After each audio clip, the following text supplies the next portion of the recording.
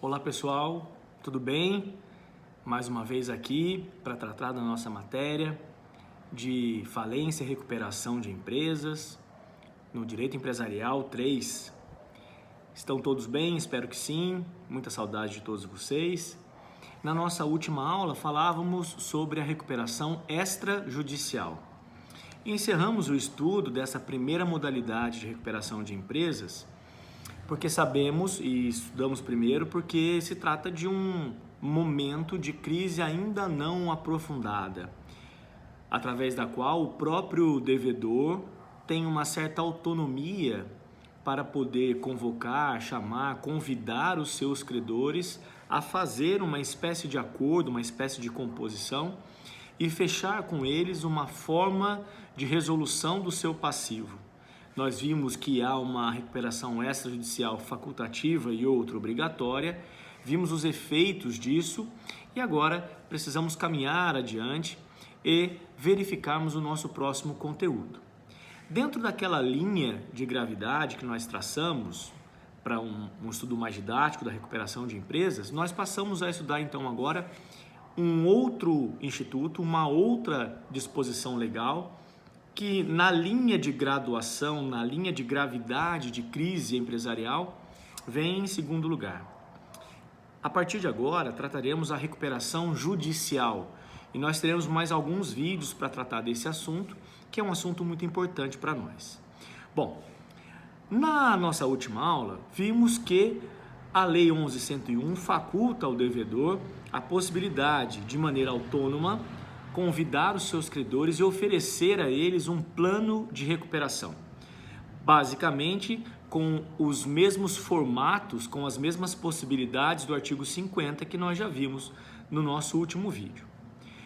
Isso se dá em razão de um momento que esse devedor passa de uma crise econômica e ou financeira não tão grave, a ponto de, por exemplo, ter que se submeter a uma série de exigências legais e intervenção de outras pessoas na gestão do plano de recuperação, no acompanhamento, na fiscalização. Nós vimos que mesmo com a homologação judicial, essa autonomia de negociação na recuperação extrajudicial permanece. Trata-se de uma decisão homologatória, que obviamente vai observar lá na recuperação extrajudicial todos os requisitos necessários, mas não há uma interferência no conteúdo do acordo. Não há uma ingerência nem a determinação de um terceiro para acompanhar o cumprimento, o debate, a deliberação dos credores. Fica tudo na recuperação extrajudicial a cargo do próprio devedor. Cabe ao devedor demonstrar o seu plano e a forma com a qual entrou em composição com os seus credores. Entretanto, nessa nova modalidade, nessa outra modalidade que vamos estudar agora, recuperação judicial, nós temos um instituto voltado para um momento mais gravoso, para um momento em que o devedor se encontra em uma crise mais aprofundada. A sua crise econômico-financeira começa a dar sinais de, entre aspas, insustentabilidade. Ele precisa do apoio não só dos seus credores, mas de uma certa estrutura judicial para poder recuperar sua atividade. A ideia é que neste momento, mais grave do que aquele momento anterior da recuperação extrajudicial, o devedor possa contar com uma certa estrutura legislativa, inclusive com a Lei 11.101, para tentar reerguer a sua atividade, tentar superar esse momento de crise. Nós temos no Brasil, hoje em dia, uma série de pedidos de recuperação judicial de empresas, por uma série de circunstâncias. E, em razão desse momento que estamos passando, é possível que haja um aumento muito considerável dos pedidos de recuperação judicial das empresas por conta desse momento, né, de, entre aspas, encolhimento da economia, de sustação das atividades econômicas, da grande maioria delas, e provavelmente nós teremos um aumento desse número de pedidos. Mas o que importa para nós a partir de hoje? Bom, assim como nós vimos na aula passada, a ideia da legislação é permitir a preservação da atividade empresarial. E essa preservação da atividade empresarial se dá por meios de recuperação de empresa. O primeiro foi o que a gente viu na aula passada, a recuperação extrajudicial. E, a partir de agora, vamos ver uma nova formatação, um novo modelo de recuperação, agora com a participação do Poder Judiciário. A partir de agora, sob a ingerência do Poder Judiciário. Isso quer dizer que aquela autonomia que detinha o devedor na recuperação extrajudicial, neste procedimento já não existe mais. Nós passaremos então agora a avaliar algumas características importantes desse novo instituto, dessa forma de recuperar empresas. Então, primeira característica importante, este procedimento é voltado para uma situação de crise mais aprofundada, mais gravosa, em que o devedor não consegue mais, por si só, chamar os seus credores e propor a eles uma forma autônoma, não subordinada, de composição, de negociação ou renegociação de dívidas. Este momento gravoso faz com que o devedor seja obrigado a seguir os requisitos da Lei 11.101 de 2005.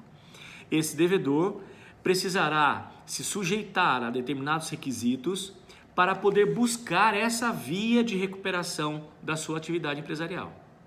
O que é importante? Bom, de cara, de imediato, o próprio nome da atividade desse instituto já difere do nosso vídeo anterior. Quando nós falamos desta nova formatação de recuperação judicial, a grande diferença está, obviamente, na participação do Poder Judiciário. É óbvio que não é uma participação do juiz de maneira pessoal, mas toda a estrutura judiciária e legislativa se arma, se estabelece para fazer com que haja um roteiro a ser seguido pelo devedor, um roteiro bem definido, um roteiro muito bem pontuado, sob pena de, entre aspas, convolução e falência. Ou seja, um momento de seriedade. A recuperação judicial exige do devedor comprometimento, compromisso com os seus credores, compromisso com o seu plano de recuperação e compromisso com os requisitos e as exigências da Lei 11.101. Ok? Então, primeira grande diferença que a gente vai tratar nesse procedimento que não vimos no outro vídeo. Nós temos aqui uma participação mais determinante do juízo de falência. Isso quer dizer que o procedimento se passará integralmente em juízo.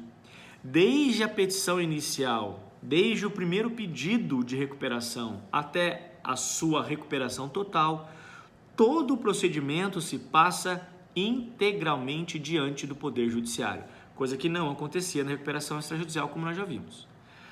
Então, por isso, será determinante a figura e a participação do magistrado. O juiz é quem preside o procedimento de recuperação judicial. Mas, obviamente, seria impossível um único magistrado absorver, acompanhar por si só todas as atividades de um procedimento de recuperação judicial. Até porque há uma certa complexidade, uma série de atos que devem ser desenvolvidos e que o magistrado possivelmente não acompanharia. Por conta disso, a Lei 11.101 cria uma figura, alguns vão dizer que é uma adaptação da antiga figura do síndico, da Lei 7664 7666 lá, de 45, mas na verdade é uma figura completamente nova, chamada administrador judicial. Isso quer dizer o quê? Durante a recuperação judicial, nós vamos verificar que o juiz, diante da impossibilidade de tocar pessoalmente o processo ou o procedimento de recuperação judicial, nomeará um terceiro para que seja o administrador judicial.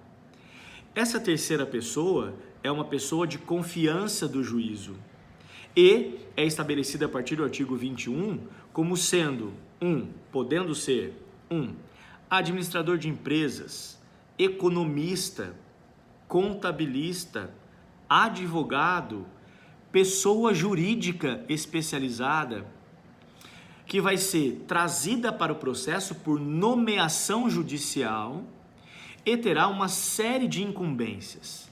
Esse administrador judicial na recuperação judicial terá determinadas atribuições. Ele vai atuar lado a lado com o devedor. Ele vai acompanhar, basicamente, o cumprimento do plano de recuperação do devedor, porque o devedor tem que apresentar esse plano para ser votado junto aos credores. Os credores vão ter que deliberar sobre essa proposta do devedor. E quem acompanha todo esse procedimento é o administrador judicial. Claro que ele terá outras atribuições. Essa pessoa indicada, nomeada pelo juízo, vai ter atribuições, por exemplo, de comunicação do devedor com os credores, do juízo com os credores, do juízo com o devedor. Vai, por exemplo, permear, acompanhar toda a deliberação sobre o plano, eventuais correções, eventuais exigências, cobranças sobre o cumprimento do plano, informações sobre o plano ao juízo. Ou seja, essa figura será o braço direito do juiz num processo de recuperação judicial. O administrador judicial será uma figura importantíssima no procedimento, porque ele será a ponte de ligação entre o juiz e o devedor, entre o devedor e os credores e o juízo. Por isso, essa é uma atividade remunerada. É uma atividade remunerada, tanto que uma pessoa jurídica especializada pode ser contratada para isso, nomeada. E essa nomeação judicial vai gerar honorários. O administrador judicial, que pode ser uma dessas figuras que a gente acabou de falar, vai receber remuneração. Nossa, Fred, mas que remuneração é essa? Bom, nós vamos estudar daqui a pouco, um pouco mais adiante, alguns vídeos para frente, que a ideia da recuperação é pagar os credores. E esse pagamento de credores acaba observando uma sequência de quadro geral. Em uma das aulas presenciais nós já falamos sobre isso. Fizemos esse quadro geral e colocamos créditos extraconcursais e créditos concursais. Extraconcursais, aqueles que não concorrem com outros créditos, geralmente vinculados à atividade ou da recuperação ou da própria falência, o ato mais gravoso. E os outros créditos concursais são aqueles constituídos antes da recuperação e antes da falência. Os extras concursais são aqueles que decorrem do próprio procedimento, basicamente. Nós vamos ver quais são. Mas isso quer dizer que as despesas, os honorários do administrador é uma das espécies de créditos extraconcursais. O administrador pode ter uma remuneração limitada a 5% dos créditos que estão sujeitos à recuperação ou 5%, no caso de falência, da venda total dos bens, da liquidação dos bens do falido, até 5%. Em 2014, houve uma atualização legislativa e há uma limitação de até 2% para casos de microempresa e empresas de pequeno porte. Mas na legislação, remuneração, honorários de até 5% na recuperação sobre o valor da recuperação e na falência sobre o total da liquidação dos bens. No caso de microempresa e empresa de pequeno porte, 2% a partir de 2014. Ok? Muito bem. Bom, essa remuneração não vai ser paga de uma vez só para o administrador. Até porque é uma regra básica para quem contrata qualquer tipo de serviço. Não pagar imediatamente o total, integralmente, no ato da contratação. A mesma coisa acontece com o administrador judicial. A lei determina que esses honorários sejam pagos em 60% até os créditos extraconcursais ou uma forma específica do plano de recuperação e os outros 40% ao final, quando ele concluir os serviços com a apresentação das suas contas. Suas contas estando aprovadas pelo juízo, ele recebe os 40% restantes. Então, 60% nós vamos dizer no curso do procedimento, geralmente com o adimplemento, o atendimento dos créditos extraconcursais, ok? São aqueles que não concorrem. E depois 40% ao final do procedimento, quando ele apresenta as suas contas e as suas contas são aprovadas pelo juízo. Muito bem. Bom, assim como ele é nomeado pelo judiciário, ele também pode ser destituído. pode ser substituído. Bom, destituído, essa destituição se dá, entre aspas, por uma decisão judicial. Essa decisão não é exatamente uma decisão, na verdade é uma decorrência de um ato, de uma falta praticada pelo administrador dentro das suas atribuições. Na verdade, não há escolha ao magistrado. Se o administrador judicial caracterizar, praticar um dos atos, por exemplo, que justificam a sua destituição, não haverá escolha para o juiz vai destituí-lo. Como, por exemplo, desvio de bens, como, por exemplo, não atendimento dos prazos judiciais. Geralmente ele tem que apresentar as contas em 5 dias. Então ele pode ser destituído e essa destituição se dá por ordem judicial. Nós tivemos recentemente na região um exemplo de destituição considerável. Eu acho que eu cheguei a mencionar para vocês, eu não sei se para as duas turmas, mas durante as aulas eu mencionei a vocês. Numa cidade não muito longe daqui, uma empresa de celulose veio a falir. Foi nomeada uma advogada como administradora judicial dessa grande empresa. E no curso da sua gestão enquanto administradora, ela desenvolvia o seu papel de administradora, como, por exemplo, na falência, gerir contratos. Na recuperação, não, quem faz isso é o devedor, mas na falência, quem faz é o administrador. Então, nessa falência, essa administradora judicial contratou uma empresa de vigilância patrimonial, vigilância e zeladoria patrimonial. Era uma planta muito grande da empresa, então ela fez um contrato para que aquela empresa fizesse o monitoramento, a vigilância patrimonial daquela área.